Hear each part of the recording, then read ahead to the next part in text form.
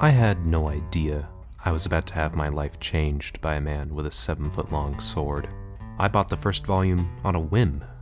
It was on sale and I had a good feeling about it.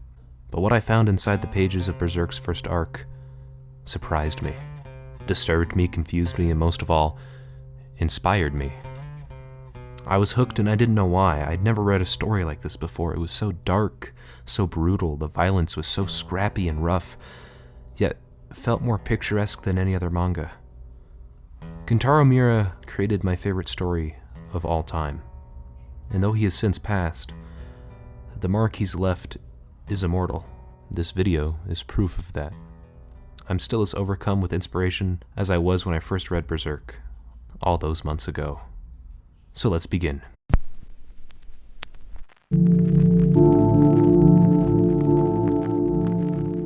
Page 1. Page 1. Oh no, you know, I really can't think of a more Black Swordsman arc way to start Berserk.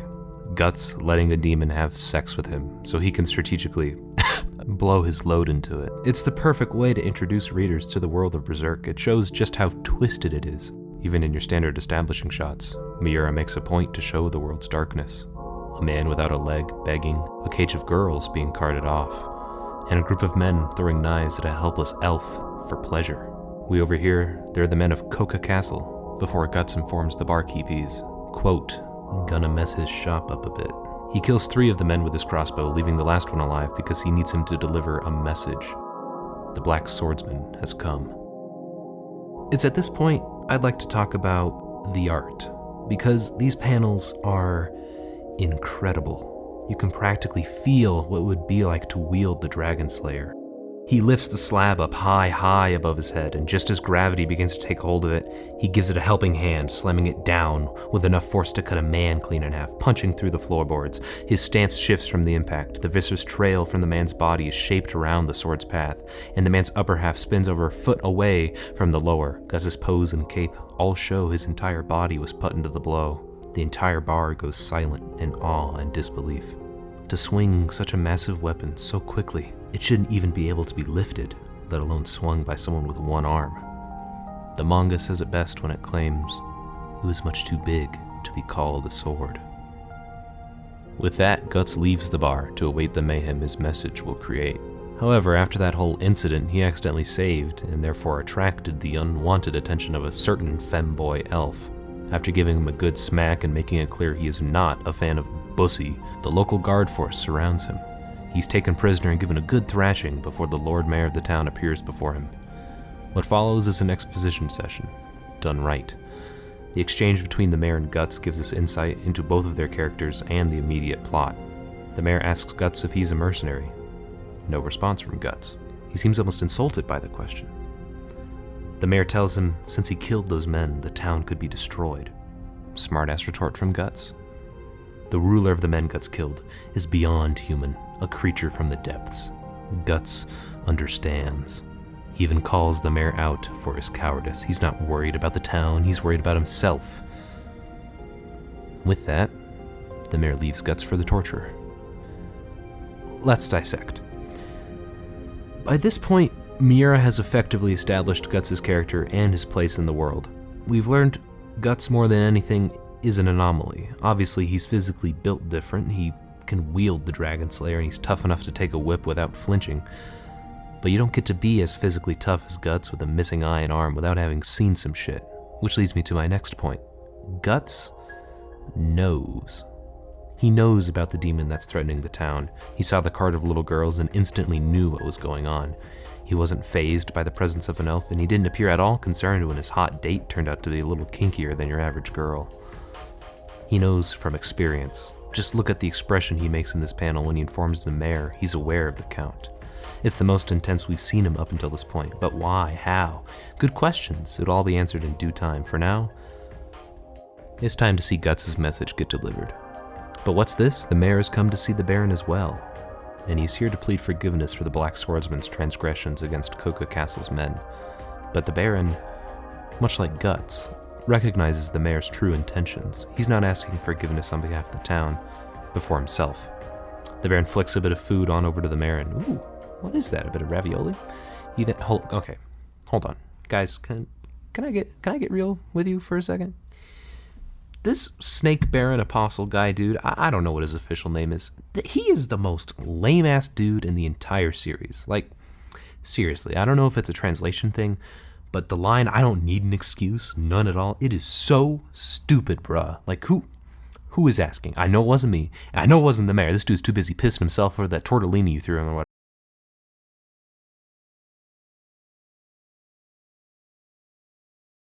After a good old torture sesh with the second most handsome torturer in Midland, not much competition for second place, gonna be honest, Guts awakens in a prison cell of sorts, unable to even move from his injuries.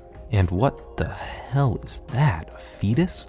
Leftover lasagna? Whatever it is, Guts shows a deep, deep level of hatred for it, and it even appears to be supernatural as it vanishes into thin air at Puck's arrival, who's here to break Guts out of jail as thanks for saving him at the bar. Puck even tries to heal Guts of his wounds, but the second Puck touches Guts, he lashes out, screaming at Puck not to touch him.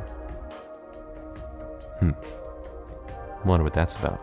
Since Guts isn't in any position to give Puck that kind of attitude, Puck goes ahead and heals him, before asking him his name. That's right, 50 pages in, and we finally learn our protagonist's name. To say the Black Swordsman arc thrives off mystery would be the understatement of the century. Puck asks about the crest carved into Guts' neck. Guts sits upright, knocking Puck off of him, and he gets deadly intense like before when talking about the Baron. It's the brand. Puck reacts with giddy confusion, pelting Guts with question after question about the brand's origin and meaning, to which he responds saying, "You'll find out soon enough. Pretty soon, he'll come here to kill me, as well as burn this whole town to the ground." Puck reacts in outrage that Guts would bring the townspeople into all this. Guts replies with his typical apathy. "All I want to do is find that bastard and kill him. I don't care about anything else. Anyone who dies because they get caught up in someone else's fight is a small fry who doesn't have the strength to survive in the first place. If someone can't live their life the way they please, they might as well die." Wow, there's a lot to unpack there. If I was a therapist, I'd have a field day with Guts. Every other line he spits out hits at something more. You have to wonder, what made Guts think this way? Who does he want to kill? The Baron? It seems like he's implying the Baron is just a stepping stone to someone greater, as though this fight is one of many he's had and will have. Is the Baron the guy who took his arm and eye, or was it this greater, supreme foe? Why would Guts believe that weakness parallels worthlessness? What happened to Guts to make him like this? Puck detects rage, sadness, fear, all mixed together, so dark. But there's something deeper we can't see about Guts. Yet, if Guts is so dark, apathetic, and committed solely to killing, why would he save Puck? Guts casually retorts, "Why would anyone save you? To think I'd risk my life for a bug." Puck slams into Guts' chin, giving him one final stare before taking his leave. Puck is heartbroken, and understandably so. How could someone so genuinely heartless exist? Someone so cold, so filled with malice for life itself. We'll get to that later, just chill. Guts is left all alone in the cell now, fully healed and with a set of keys to escape. All he has to do is get his gear and wait for the Baron. But before he leaves, we get this moment. I'm not going to analyze it yet, because its significance to me comes way later. But I wanted to point it out for you guys to remember down the line. Suddenly, Guts hears some chaos coming from outside the town, and the brand begins to bleed.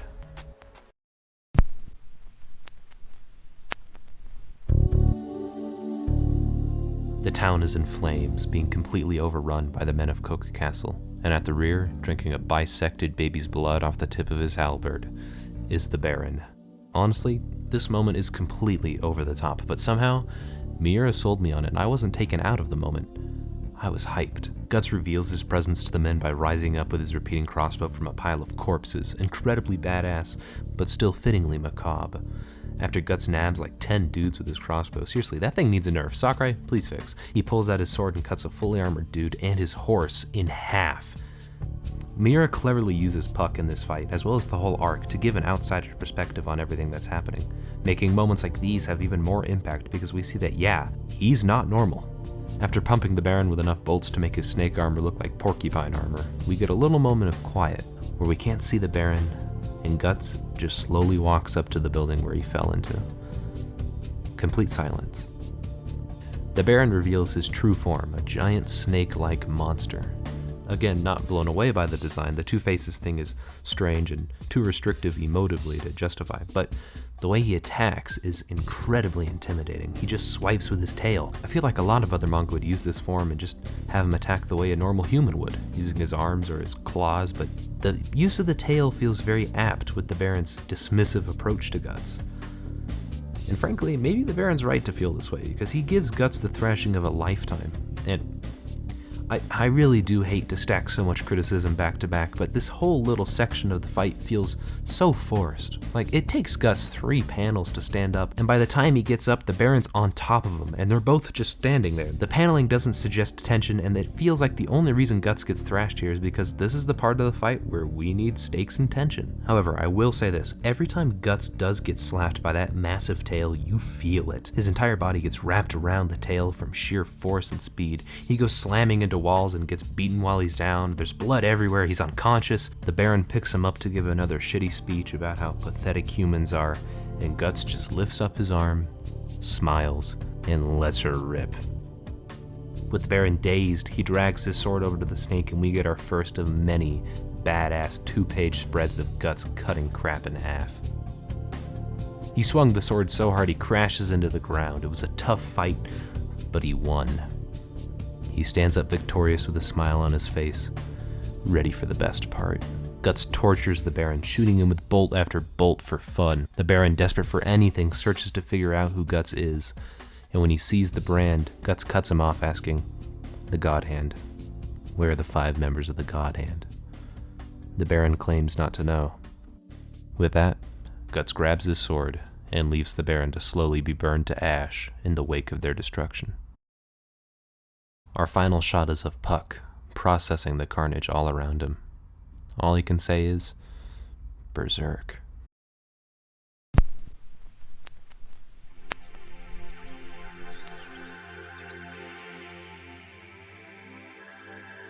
The first time I read Chapter 1 of Berserk, I wasn't that impressed, to be perfectly honest.